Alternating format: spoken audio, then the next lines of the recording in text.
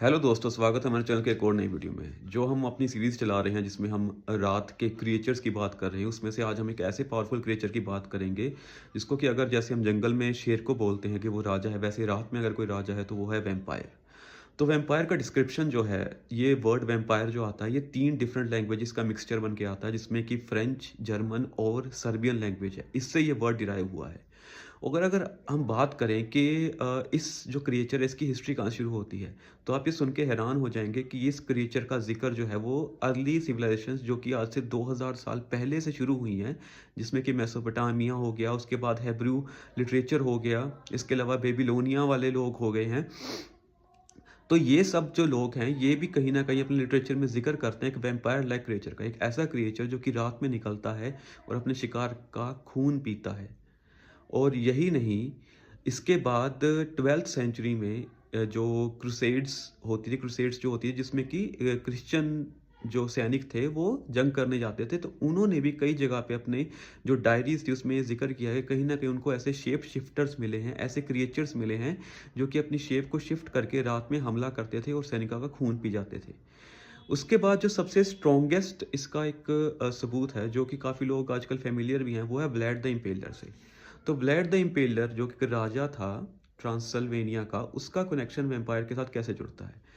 तो जो व्लाड the impeller था, वो अपने राज्य को लेके इतना ज़्यादा कह सकते हो कि उसके साथ इतना ज़्यादा प्यार करता था कि जब उसके ऊपर ओटोमन एम्पायर ने हमला किया, उसको लगा कि कहीं न कहीं ओटोमन वाले जो लोग हैं, जो सैनिक हैं, वो मुझसे मेरी ज़मीन छीन लेंगे।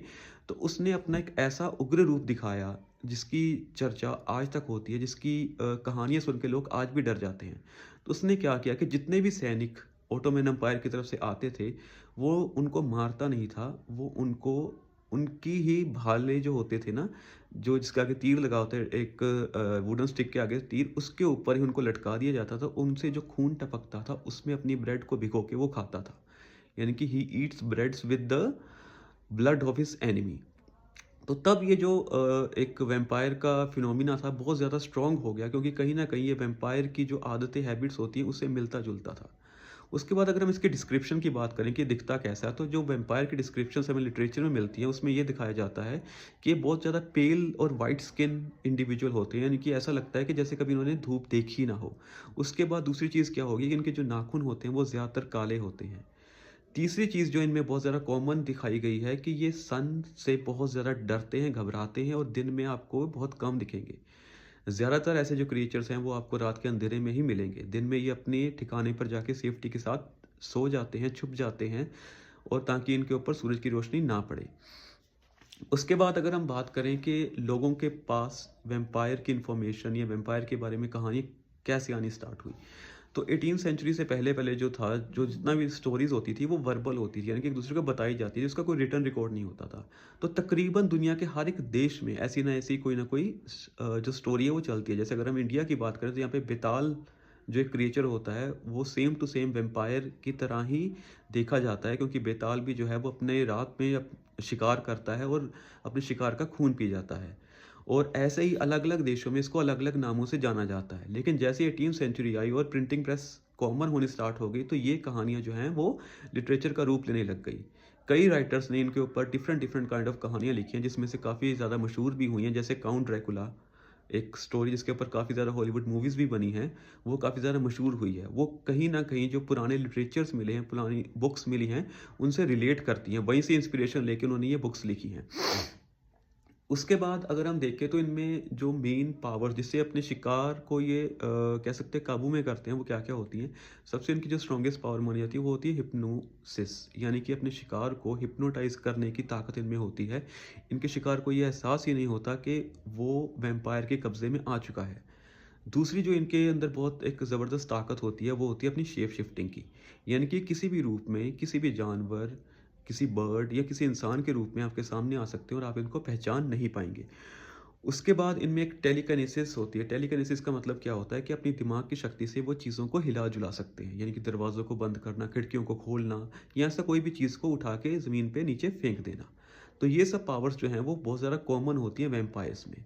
उसके बाद अगर हम बात करें तो इनके जो विक्टिम्स होते हैं, विक्टिम्स बेसिकली ये जो चूज़ करते हैं, तो ऐसे विक्टिम चूज़ करते हैं जो कि या तो टीनेजर्स हों या 30 से कम एज वाले हों, मतलब हेल्दी इंडिविजुअल्स जिसको हम कहते हैं ना, जिसमें ऐसे इंडिविजुअल्स को चूज़ किया जाता है जिनको कोई बीमारी ना हो, जिनको किसी तरीके की कोई डिसेबिलिटी ना हो, और बिल्कुल ही अच्छी तरीके से हेल्दी इंडिविजुअल्स को चूज़ किया जाता है अपने शिकार के लिए।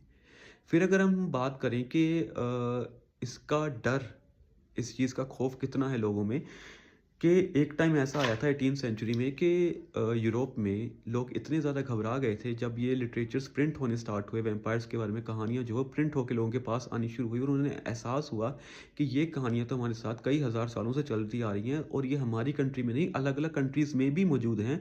तो उसके बाद लोगों को ये रियलिटी का एहसास हुआ कि ये चीज़ें रियल हैं। फिर लोगों ने क्या करना शुरू किया कि वो लोग कब्रों को खोद के चेक करते थे। ये एक तरीका था वैम्पायर को पहचानने का, कि अगर कोई लाश जो है उसको अगर खोद के निकाला गया और वो लाश गली सड़ी ना हो, तो इससे अंदाज़ा लग जाता था कि ये इंसान या ये जो लाश है वो वैम्पायर है। उसके बाद क्या किया जाता था कि उस लाश को या उस जो कब्र थी उसको कवर कर दिया जाता था लोहे से, या उसके ऊपर ज़ंजीरें घुमा दी जाती थी, उसको लॉक कर दिया जाता था। और ऐसा एक जगह नहीं, बहुत सारे देशों में, बहुत सारे कब्रिस्तानों में हुआ कि बार-बार लाशों को खोद के चेक किया जाता था कि कहीं कोई लाश ऐसी तो नहीं जो गली सड़ी ना हो, जिसके ऊपर के टाइम का इफ़ेक्ट ना हुआ हो, वो जवान की जवान ही रही हो। तो उसके बाद फिर आते हैं कि इसको रोकने का तरीका क्या होता है। तो जो अब तक लिटरेचर अवेलेबल है उसमें ये चीज़ काफ़ी कॉमनली बताई गई है कि सिल्वर बुलेट्स जो हैं वो बहुत ज़्यादा असरदार होती है वैम्पायर्स के ख़िलाफ़। जिसमें कि सिल्वर बुलेट, सिल्वर नाइफ़ का इस्तेमाल करना। उसके अलावा एक और चीज़ जो है वो काफ़ी पॉपुलर हुई थी 18th 19th सेंचुरी में, वो थी एक वैम्पायर स्टॉपिंग किट। उसमें क्या होता था कि उसमें एक तो सिल्वर बुलेट्स रहती थी, सिल्वर का एक नाइफ रहता था, उसके अलावा एक वुडन स्टेक रहता था। वुडन स्टेक का मतलब होता है एक प्लस का निशान, जो कि वुड का बना होता था, नीचे से वो तीखा होता है। तो उसमें ये होता था, उसमें एक तरीका बताया जाता था कि जब भी आपके ऊपर कोई वैम्पायर हमला करे या आपका वैम्पायर से सामना हो जाए, तो आपने वो स्टेक लेना है, स्टेक को सीधा उसके दिल के आर पार कर देना है। यही एक तरीका जो है, मेजर तरीका है कि अगर आपने वैम्पायर को ख़त्म करना है। दूसरा तरीका जो थोड़ा सा मुश्किल होता है वो होता है कि उस वैम्पायर को तब तक अ, बाहर रखना जब तक कि सूरज नहीं उगता। सूरज उगेगा, सूरज की किरणें उसके ऊपर पड़ेंगी तो वो ऑटोमेटिकली जल के अपने आप खाक हो जाएगा।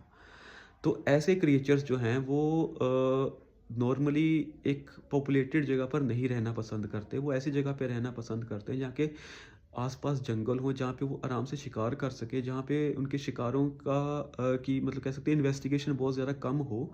दूसरी बात ये है कि ये जो वैम्पायर्स हैं ना, इनके अंदर माना जाता है कि साइंटिफिकली इनके जो सेल्स हैं वो रीजनरेट होते हैं। अगर इनके ऊपर कोई ज़ख्म लग भी जाए तो वो ज़ख्म साथ के साथ ही ठीक हो जाता है।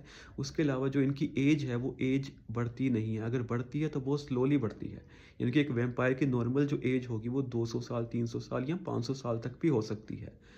तो ये सब चीज़ें जो हैं वो एक वैम्पायर की एक बेसिक इन्फॉर्मेशन आपको हमने आज इस वीडियो के माध्यम से बताई है। ऐसी और वीडियोज़ को देखने के लिए चैनल को सब्सक्राइब और वीडियो को लाइक ज़रूर कीजिएगा। धन्यवाद।